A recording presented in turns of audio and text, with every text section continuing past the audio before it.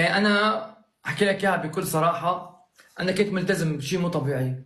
صار معي ردة فعل من الملتزمين. يعني أنا بسوريا كنت ملتزم كثير، حتى تجوزت. ما عالم تفهم موضوعي. أنا أعمل كوميديا هلا بالأول.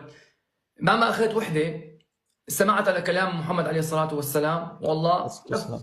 رفقا بالقوارير ما أكرمهن إلا كريم، ما أهانهن إلا لئيم، أوصيكم بالنساء خيرا، أوصيكم بالنساء خيرا. جيت قلت يا أخي أنا بلد غربة بأوروبا، تمام؟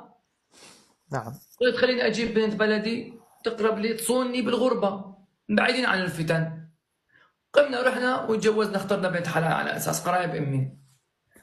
قوم بعد ما جبناها سنتين ما اشوف الا الوحده طالعت فيني مليون عيب، اخر شيء كبتني.